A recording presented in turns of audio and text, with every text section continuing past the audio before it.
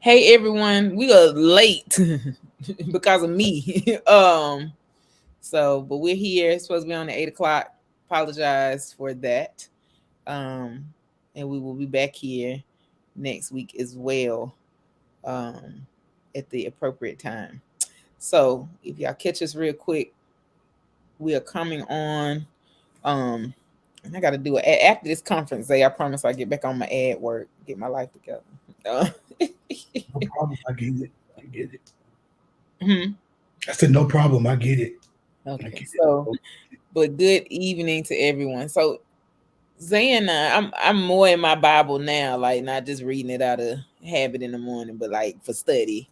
Um, because I have my little Bible verse that comes to my phone, and I kind of dwell on it, and sit with it. But been in it, and so we're bringing y'all nuggets of stuff that comes from deep conversation between Xavier and I. Zay is literally one of the most brilliant people I've ever met. Um, and I enjoy being in this space with him. And so tonight, didn't throw a title up anything. We came on, and that's my fault. But tonight, our deep conversation was talking about light and darkness and how we have maneuvered one to become good and evil, which is not what the text says. It does not offer us that in Genesis, that one was bad and one was good.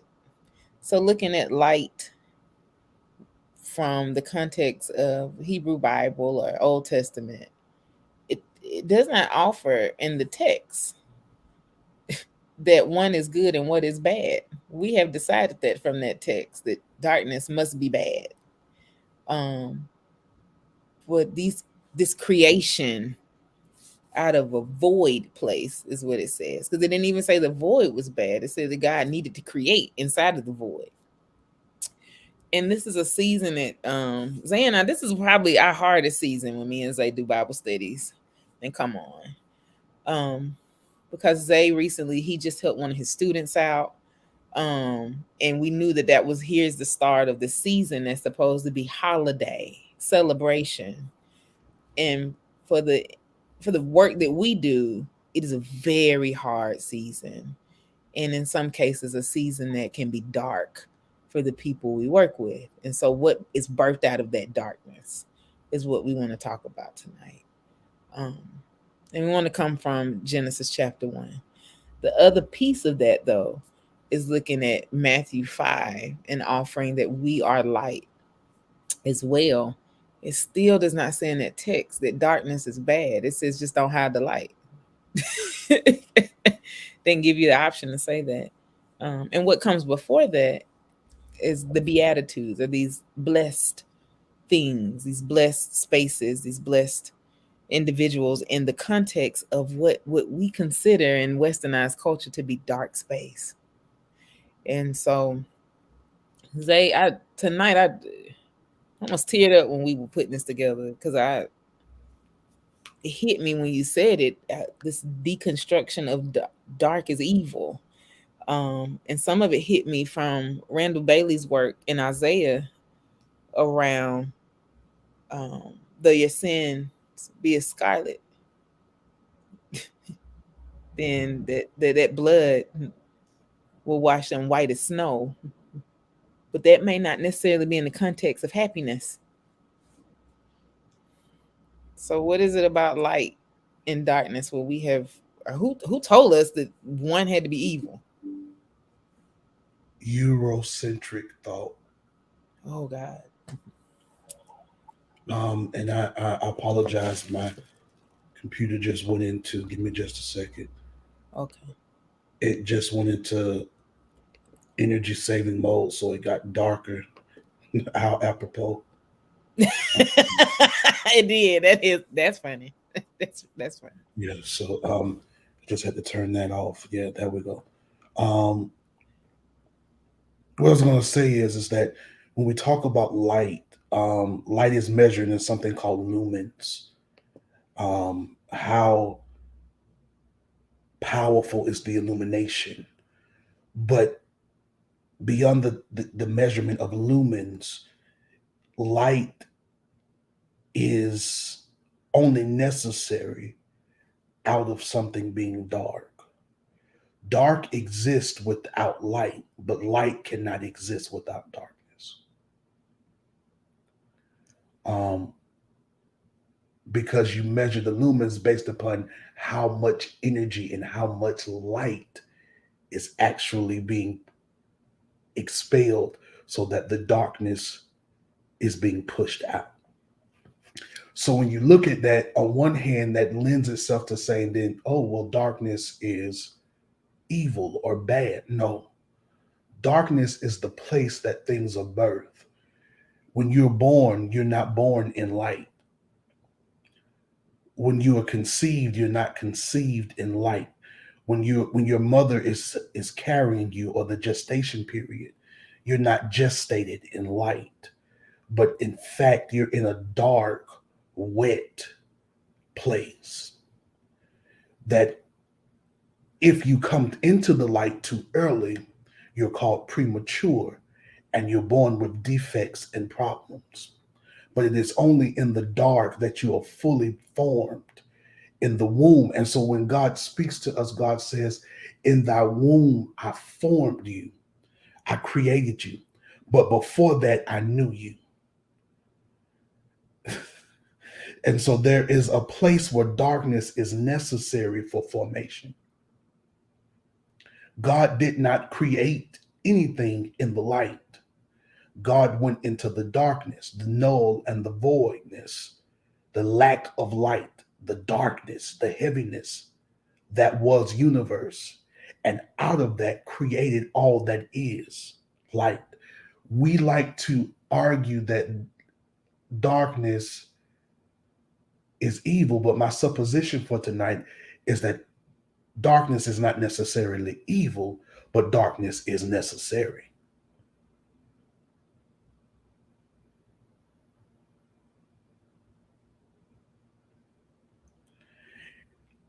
You're only effective as a light if there's darkness for you to shine in. If I turn on the lights in my house and then I light a match or I light a candle or I turn the flashlight on my phone, that light is absorbed by the other light. But when I turn off the lights and I light the candle and I light a match and I turn on the flashlight, the light becomes more powerful because it opens up and it allows me to see the possibilities of things that I could not see in the dark. But the light wouldn't be effective if it had not been for the dark. I hope that makes sense.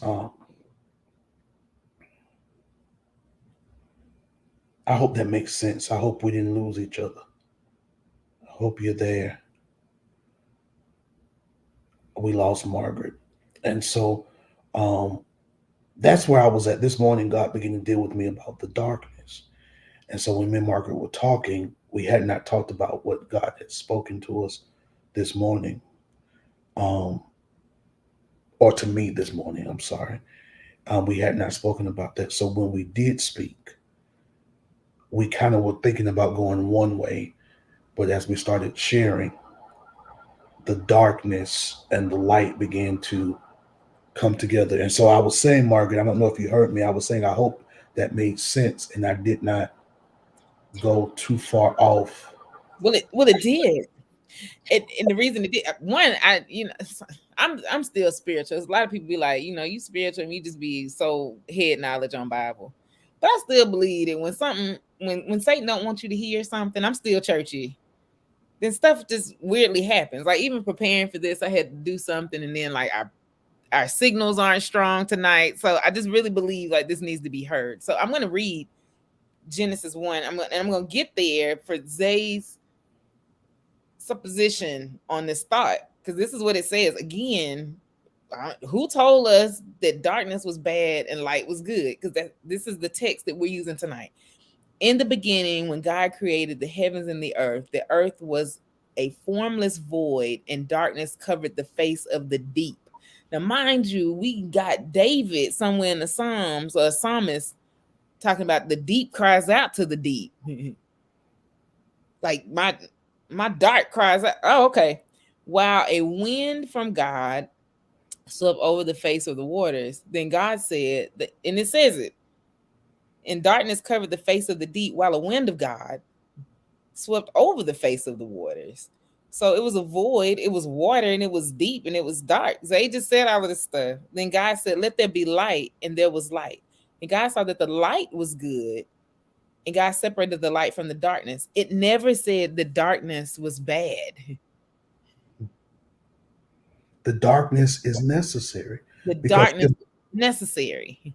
if the darkness was not necessary and was evil, when God created the light would shine all day. The light would be perpetual. But the fact that the night lets us know that a new day is dawning.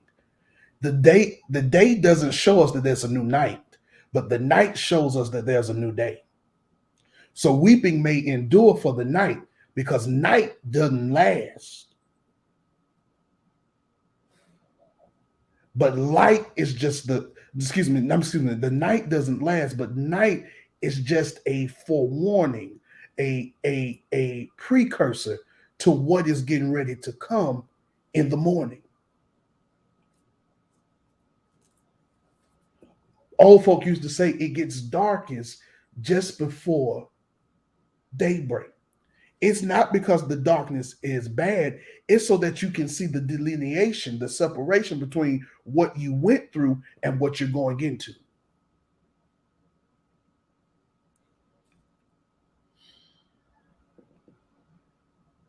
I feel, oh my God, I feel it. It's Um, it's heavy in here tonight.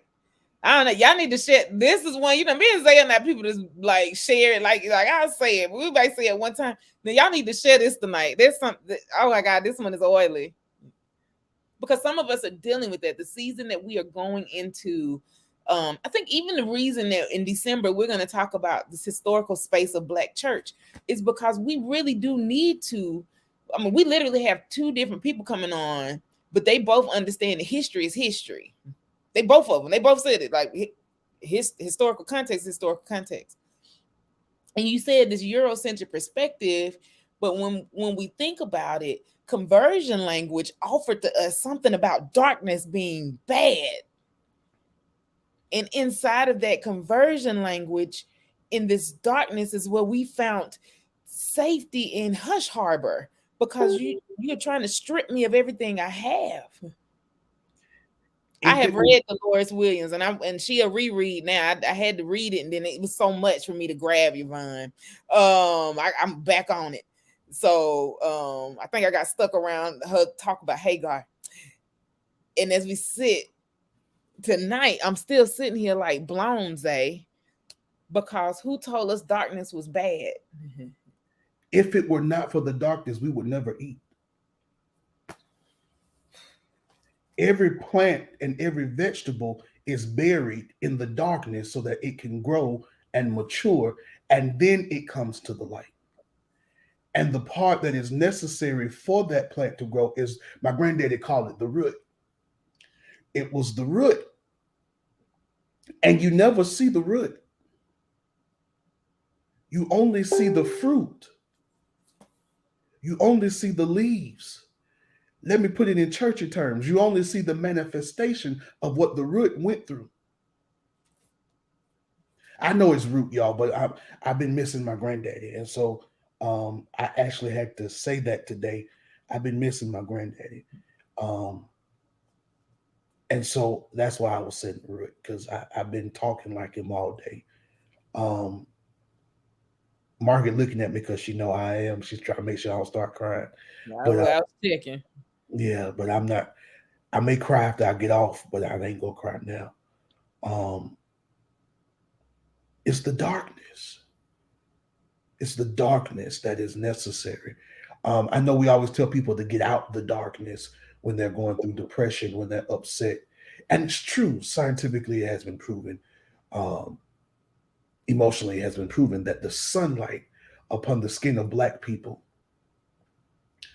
creates higher levels of vitamin D and other things that are necessary to combat depression.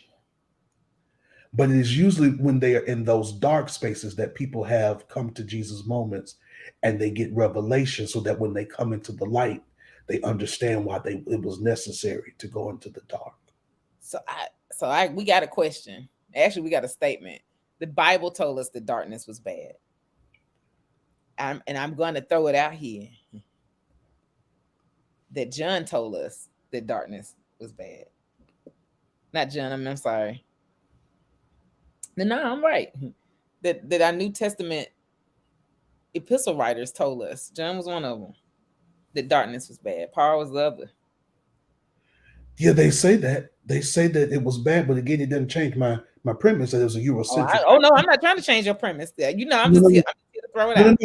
no. No, I know, and what I'm saying is that it doesn't change the premise that it's a Eurocentric idea because what we're seeing now is a translation of biblical text that was African document that did not talk about the darkness because the darkness was necessary in African thought and African belief. But when Eurocentric people begin to translate and they begin to take out and put in text so that it made sense, um, they begin to use this idea because they were trying to push and set up this idea of racism. This is why I argue that black folk cannot be racist because there is no power and no authority that black people carry, but that racism was created upon this idea that whiteness was correct.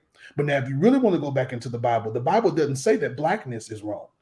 No, it doesn't. Even John doesn't say it. It is translated that so that we could try to say it. It actually says that whiteness is wrong. That when we begin to glorify something that is light and white, it is a sign of a curse. And that curse is called leprosy. So my thing is this: have we seen in the versions that we have where the darkness has been because we see in versions that we have where they'll use the same word in spaces, but in the context, because I've jumped to New Testament, we in Old Testament text, that it was actually the darkness really meant what it was. It's too dark for you to see. But we have tried to say darkness and blackness are evil. I mean, are equal. And so here we are with what is foul, and we coined it with darkness. And so that is bad. So how are we defining this darkness tonight? Because I got a feeling it's different definitions for darkness, but we get stuck in that Eurocentric thought that darkness means the same thing across. So no. Darkness means the absence, and I defined it when we first came on. Darkness means the absence of light. Darkness is the absence of light. And so I know people want to go and argue, well, ye are the light of the world. Right. We are the light. We help people to find what they need to see that they would not see in the darkness. See, there's an and so somebody said, was John a black man? Most of the folk in the Bible were black. Because if you go back and look historically at the region that they're in, you don't find many natives there who have white skin. And if Jesus had skin the color of burnt bronze, hair of the wool of a sheep, and eyes that burnt like fire, and John was his second cousin, first or second cousin, then it only implies that John was what? And so when I say blackness, for me, blackness is anything of the African diaspora. So this is diasporic. And so when we get stuck in Eurocentric thought, we forget diasporic and we only concentrate on what's in America. But our history and our blackness didn't start in America. It started in a place called Africa. Now they try to call it Southwest Asia or the Middle East. But really, that was a part of Africa. Jesus walked from his hometown over into Egypt. He didn't fly. He didn't ride a car. He didn't take a horse. He didn't swim. He didn't get on the boat. He walked. And in fact, he didn't walk. His mama and daddy carried him. They walked. So when we talk about darkness, We're talking because we want to defend it, because we want to operate in a system that gives us kudos and points with white folk.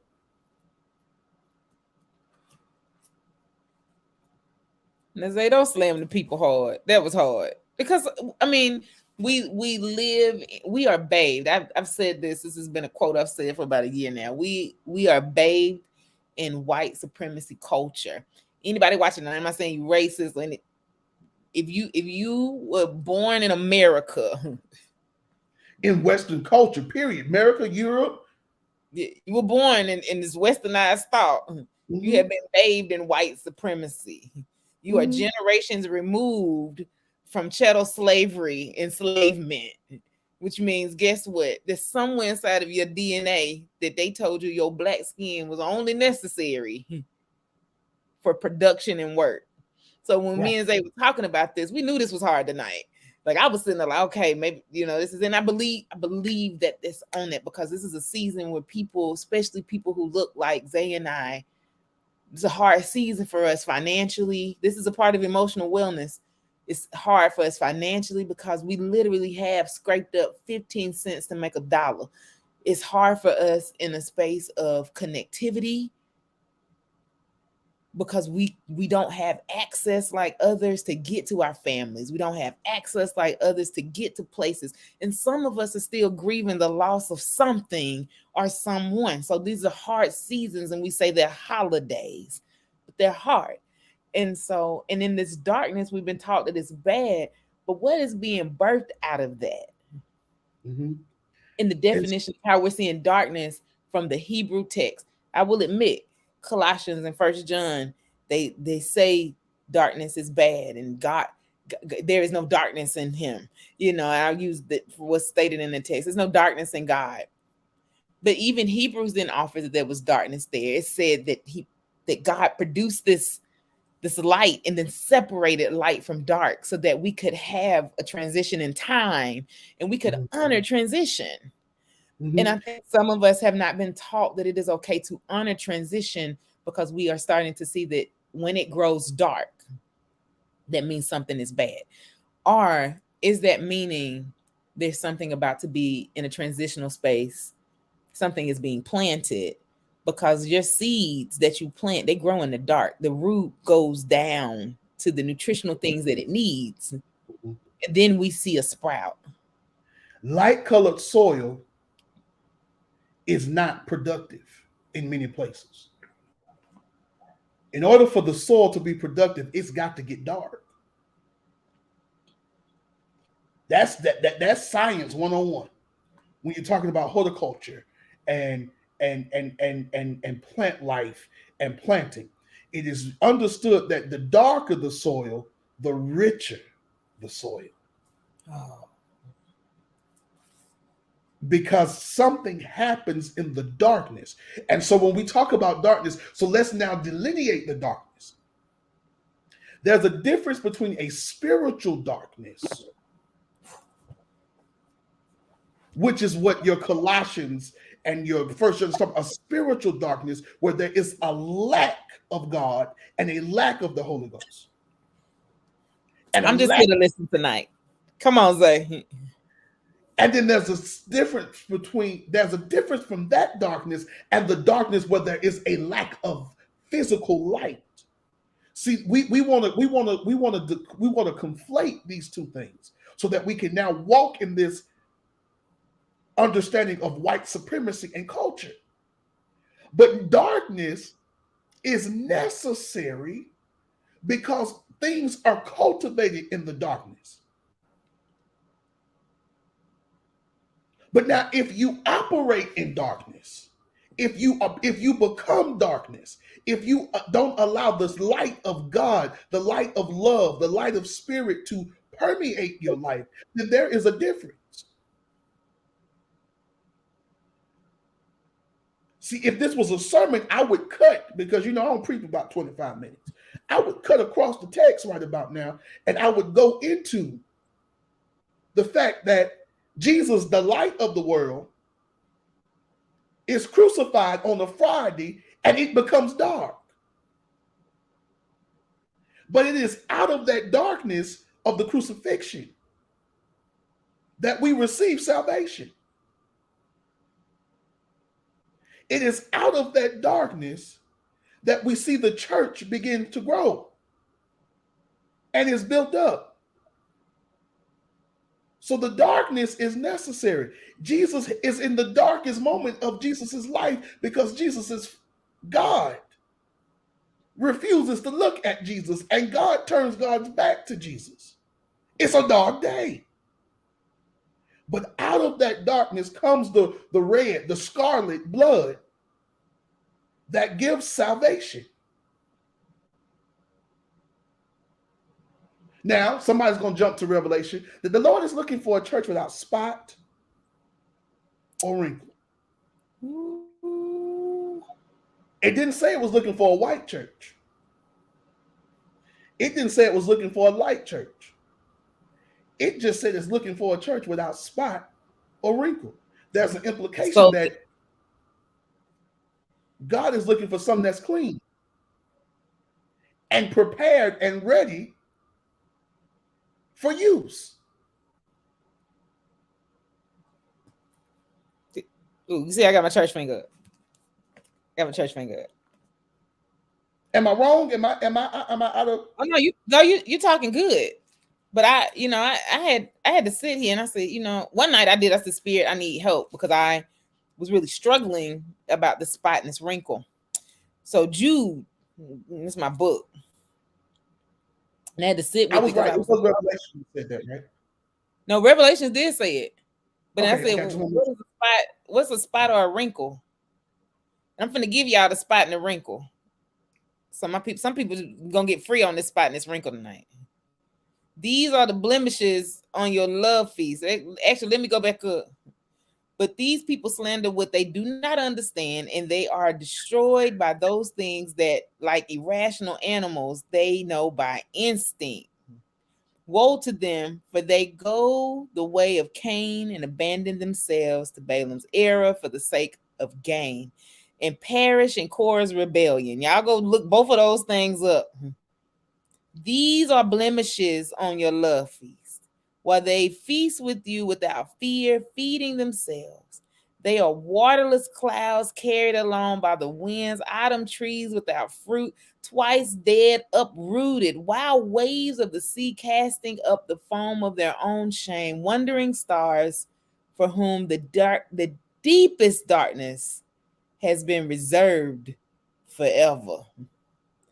I want to go back through that bottom because all of these things are not connected to any growth.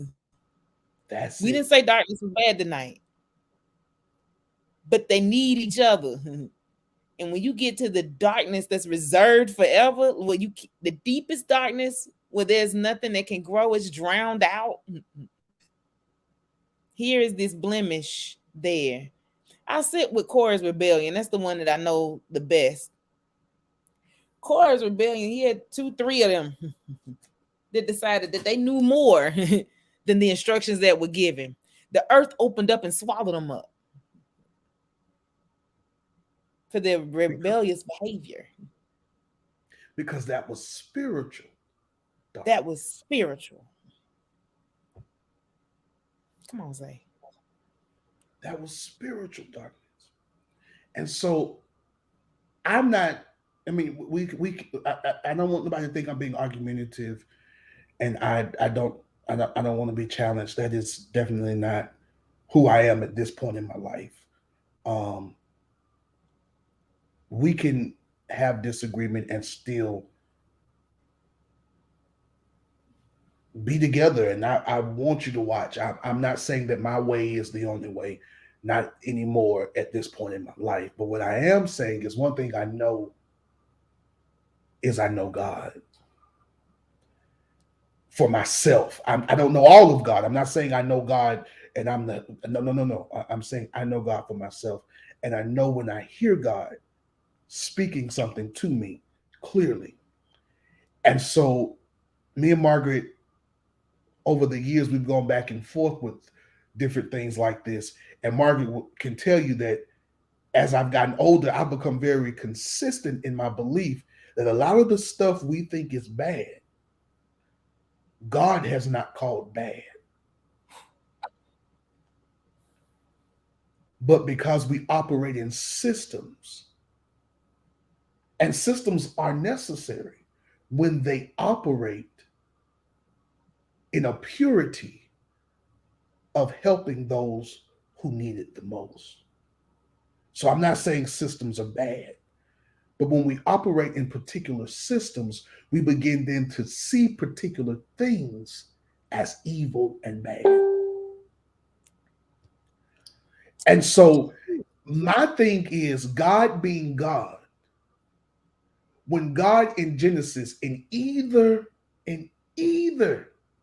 of the creation stories, talks about creation and what God creates, God never once says darkness, it's bad. It's only hundreds, maybe even thousands of years later, we get to this place where we see them right in the text that Margaret mentioned. I believe she said Colossians, and was that First John? First one. Mm-hmm. That we see that darkness becomes bad. That is because Europeans have now taken over. Go read your book. At this point, we now see Rome taking over. Well, if you go back and you look at Rome, Rome becomes great because it goes to a place called Alexandria Okay. and Phoenicia. Those are places that are actually in Africa.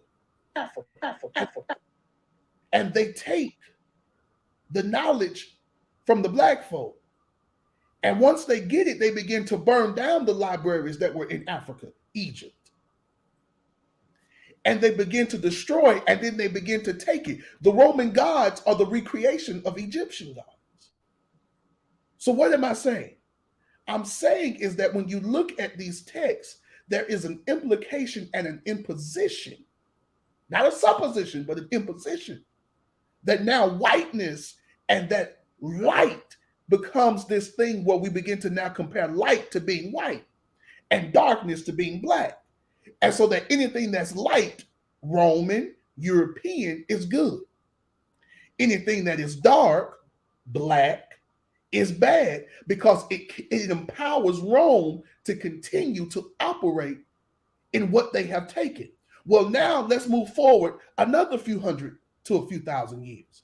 Here comes Europe, Europeans, from now moving from Rome further into Europe, inland to United Kingdom and to Spain and to Portugal. And they begin to go out and they take the premise of Rome now from the Catholic Church that what's white is right. So when we start to argue this, let's look at why we're arguing this from a historical and also a theological lens. God's self never said darkness was evil.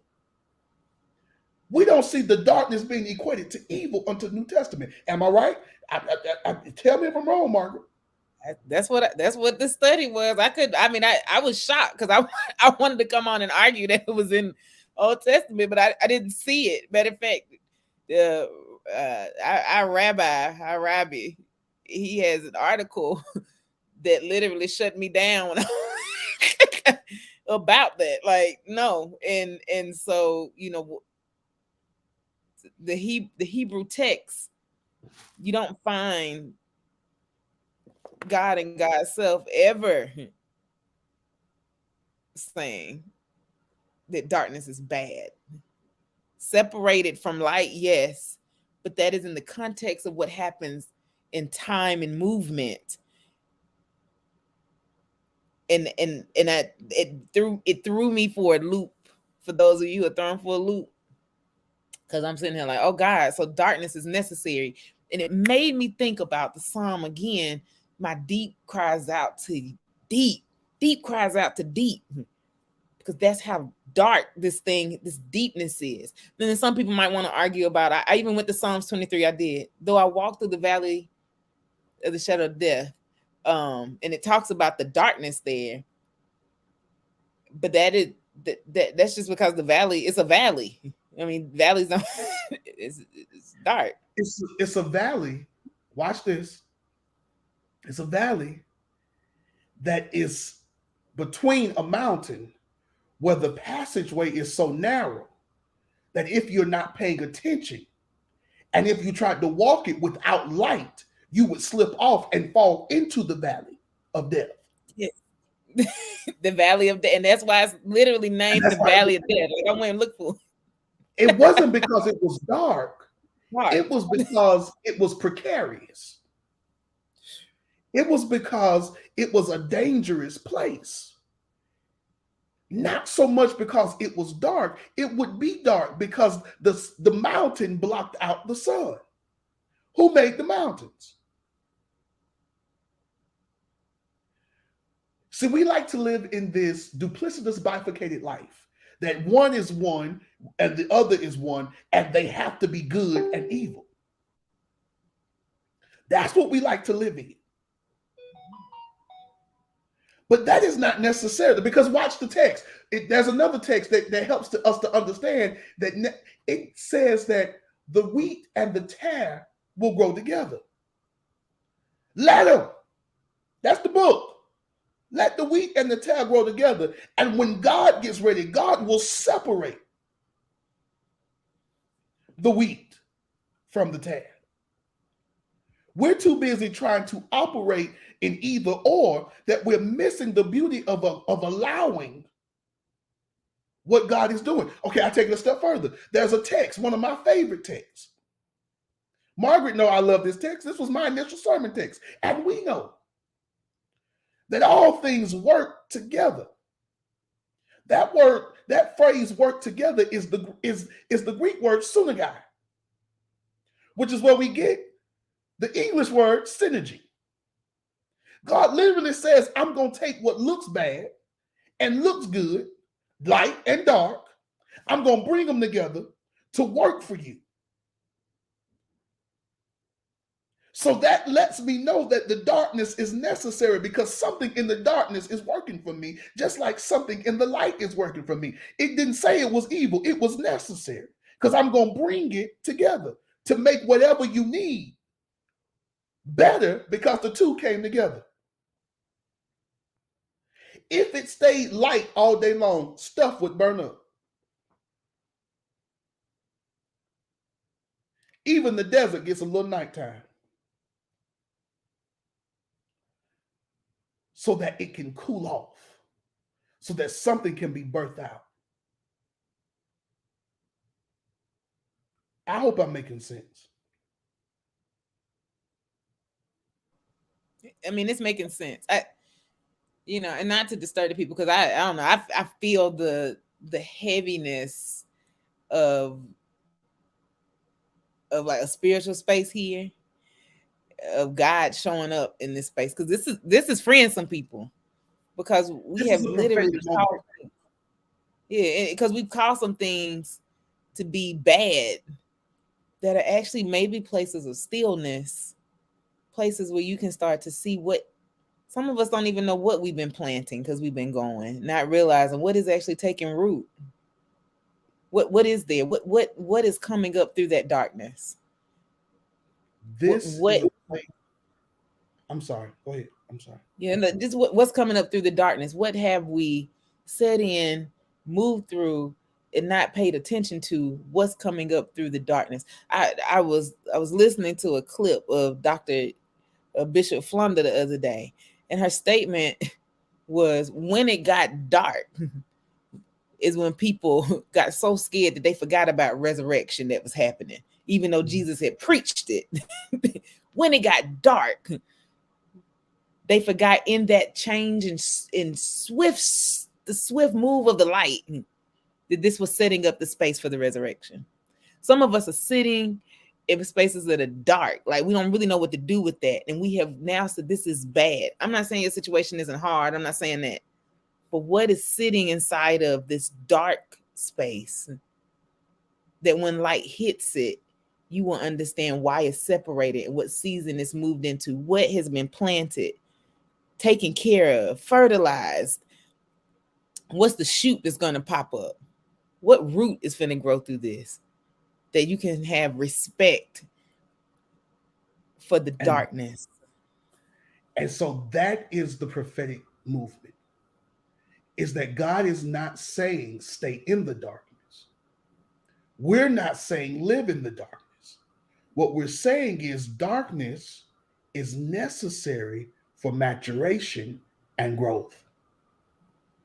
See, Yeah. this is the prophetic moment. And you will miss this because people will tell you darkness is evil. But this is the prophetic moment, that the darkness is preparing you for the light. If you just walked in the light, you wouldn't have time to get rid of the imperfections. You wouldn't have time to move and to grow. A butterfly doesn't mature in the light. It goes into a cocoon where it's completely dark and it's completely encased in that darkness. And it sits there until it becomes mature enough to handle the light. Then it flies. Every animal and every plant that is born goes through a period and a season where it has to be in the darkness to mature and to grow. So darkness is not evil. Spiritual darkness is the problem. Now that's a whole nother sermon, a whole nother study on what is truly spiritual evil. Voodoo ain't spiritual evil. Hate is spiritual evil. Racism is spiritual evil. Classism is spiritual evil. Many of our phobias are spiritual evil. Burning sage is not spiritually evil. Some of y'all need some sage.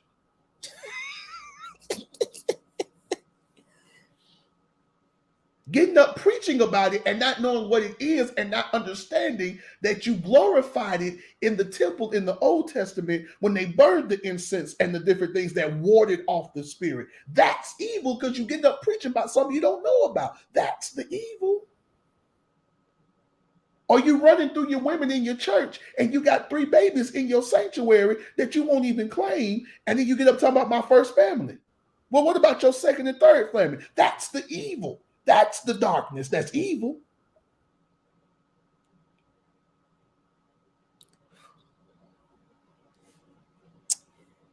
So let's be prophetic in this moment and not keep trying to make something that God did not say God's self.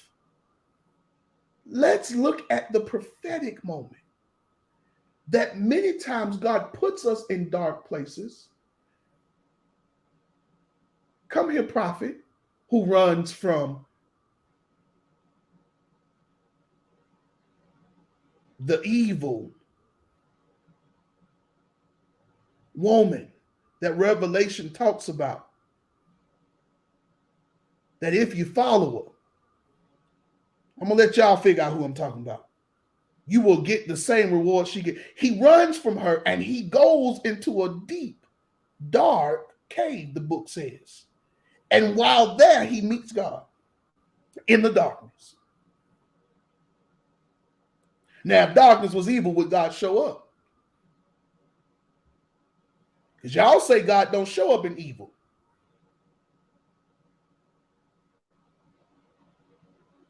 Oh, the words. Oh,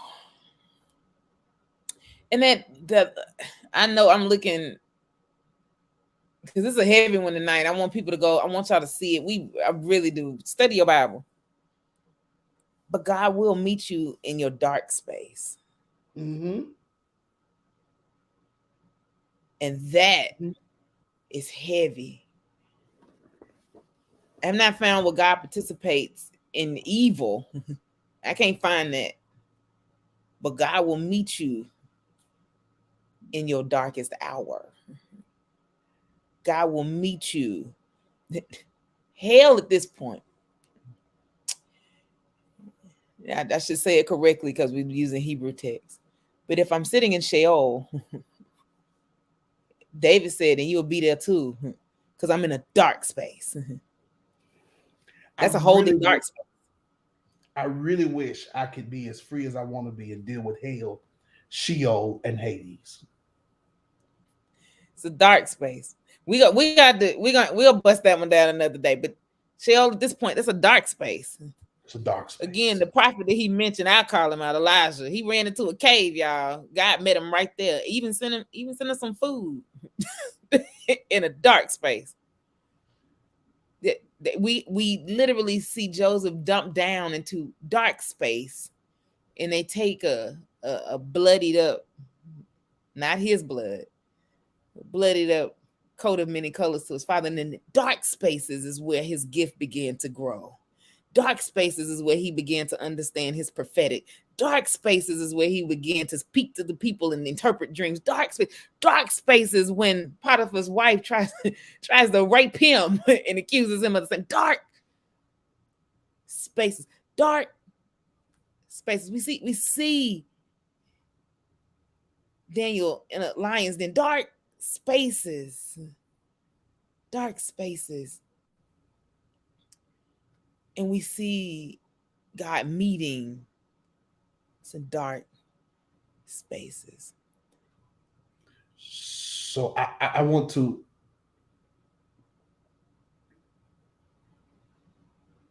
put this out for people to ponder. My argument at its core, at its crux, is that dark spaces is about your response to what is going on in the dark space. How do you handle being in dark spaces? How do you understand your dark spaces? Because the dark spaces are generally getting ready to happen as you're getting ready to come into something different, something greater, something more powerful. Weeping may endure for a night, a dark space, but that but terminates what went before it. Joy didn't say may come, will come. Why is the joy so joyful? It's because I went through the nighttime. I went through the midnight.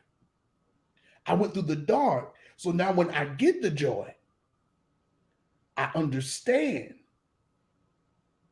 that it was necessary so that I would appreciate it and I would mature and I could handle it.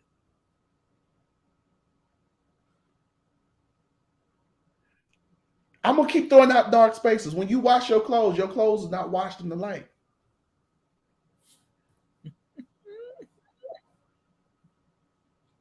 If you got a top loader, it gets completely dark inside that washing machine.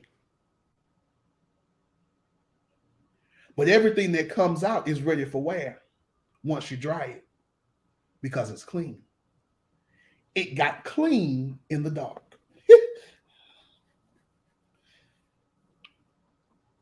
I wish somebody would catch this. That the darkness you're going through is cleaning you for preparation for your next use.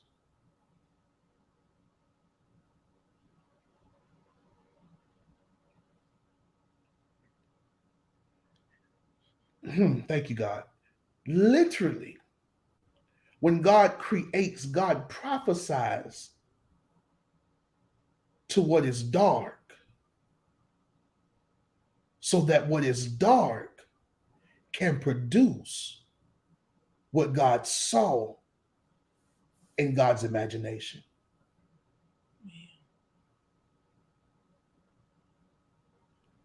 And then God doesn't erase the dark, God just separates it so that we understand the different seasons, the different moments. And so every time it was night and then it was day, that was a day that had passed. And in the 7 days, God created. See, your nighttime is just letting you know that one season has ended, but this is the shouter. Another season is about to begin.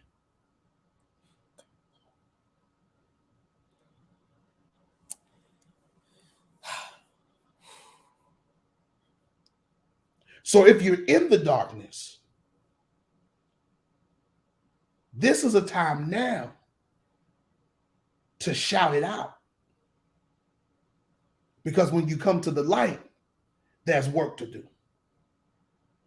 And in the darkness, go back to this text because we bouncing back into New Testament. What you do in the dark shall be revealed in the light.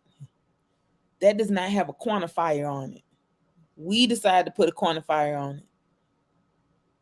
So whatever you're planting, whatever you're putting in, whatever you're doing in this night season, the production of that just makes sense. Is going to show in that season of light. So what are you doing then? The darkness itself isn't evil. It's the behavior that's going to quantify what happens in the production. What are you doing? The darkness is necessary. The darkness is necessary for the production and the growth of whatever's happening. And so pay attention to that. So I know tonight I want to throw a book out because I know y'all like Zay and Margaret done hit a crazy point. But this is a book that Zay and I had to read for real. Zay and I had to read this almost 15 years ago. And I didn't understand why this was a book that was on a required list in a class. But Let Your Life Speak, Listening for the Voice of Vocation by Parker J. Palmer. Everything that was said tonight, you can find it for my scholars who like, where y'all get that from? Go read this book. He talks about winter or this darkness. He talks about how this death has to come so that we can see life again. He talks about how darkness has to be so that when light comes in its brilliance, we can understand the season has changed. And so just don't pay homage to the light that pops in, but respect that the darkness was a reset. Mm-hmm. I don't know how many of us have had to hear that. I would never have heard that unless I was sitting at ITC in Reginaldo Braga's class. I'll be honest, wouldn't have never thought about it. But darkness is not in the Hebrew Bible, not all the New Testament, but we cannot find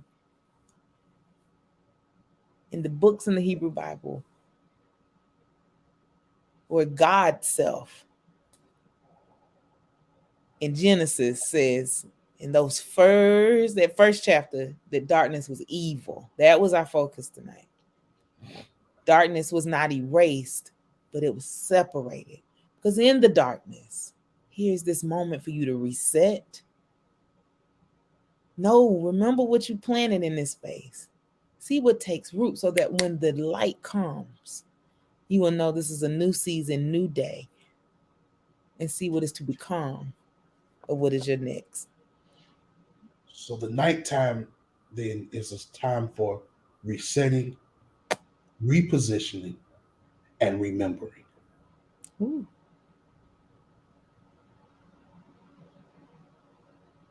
Resetting, and I would put remembering second. Remembering and repositioning. Darkness is this, Dr. Austin, is necessary for formation.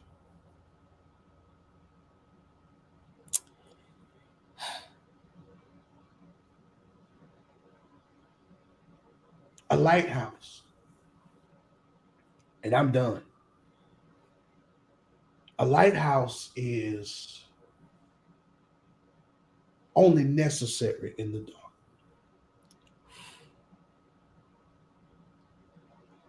A lighthouse is put out in the water. And during the day, people just go and look at the lighthouse.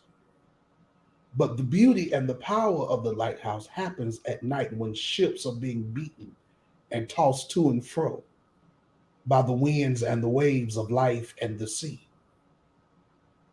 The lighthouse then begins to flash, and some even have a little bell, so that those who are guiding the boat will know where to take the boat so it doesn't run aground or run into something else.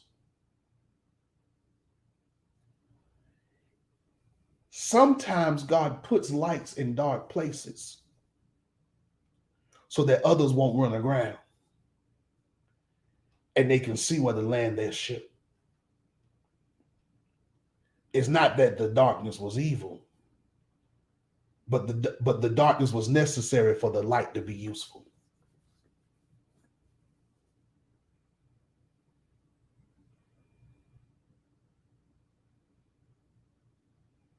So why are you in your dark?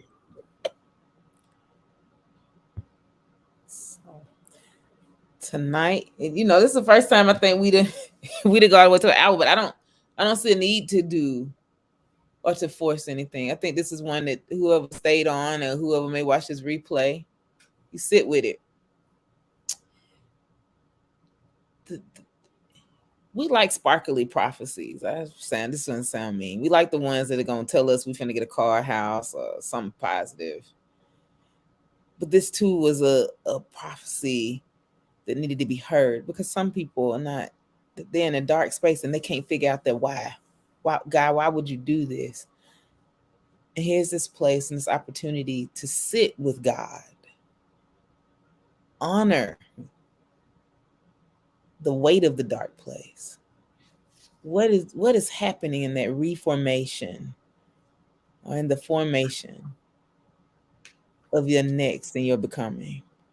So that when you do exit the darkness and this light comes, what power have you gained by sitting in the stillness of the dark? Dark is not stated to be bad, but it's separated because it too has functionality inside of the movement of our life. So may you respect the light and the dark, and may you see how it moves, and it too has being within your humanity and with your connection with God, because God separated the two so that we could have day and evening. What are you doing in both? Y'all be blessed. We'll see y'all next week. Y'all sit with it because this was, oh my God, y'all sit with it because I'm going to sit with it. Sit with it. And if not, I see y'all this week. Y'all hit up the conference. Me and Zay gonna have a whole nother on the men, live moments on the men with two phenomenal preachers, one from Maryland and one from Nashville, talking about how we working with our kids in the same kind of space because it's muddled too. But it's dark. We got to make it grow. So y'all sit with it. What is your day and your evening doing for you? Because darkness, in the context of this conversation tonight, Genesis chapter 1, isn't bad, but it's a space of transition and growth. We love y'all. Be blessed. Sit with it. Good night.